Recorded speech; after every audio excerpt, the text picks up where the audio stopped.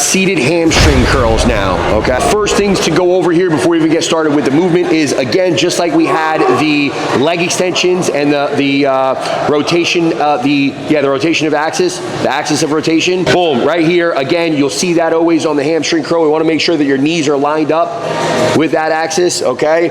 And then from there, we have the two different input pads on this one. Again, here, just like we did on the leg press, where we want it all the way up close to the, again, the point of axis, right? The joint that we're working through there. This is the same thing. We want this all the way up, not just because Riley's a short king, but because we want that all the way up and close to that knee that we're working through there. And then from there, this sucker needs to be nice and tight on the quads.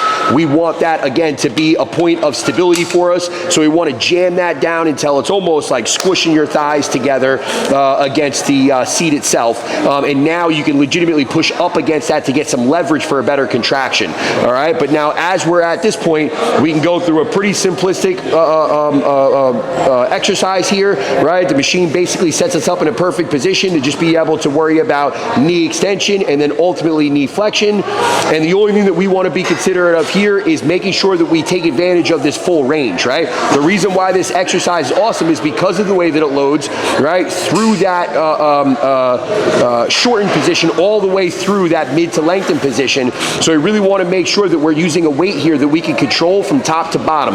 The thing that I see most often with the hamstring exercises, and we'll talk about this again on the lying hamstring curl, it's a big thing there, is people are putting on too heavy a weight and they're just slamming those legs down, right? And then they're letting it come back up and they're basically catching it at the end ranges. That was a little aggressive, but they're basically just catching it at the end ranges, right? They're catching it at the top, they're catching it at the bottom. We want to make sure that we have control over this at any point. So what I tell people is, I want you to be able to go through the entire range, and you should be able to stop at any point that I tell you to stop, even if it's in the middle of the exercise. That's how you have enough control. That's how you know you have enough control over the weight that you're using. Momentum? Yep, no momentum, exactly. That's it for the hamstring curl.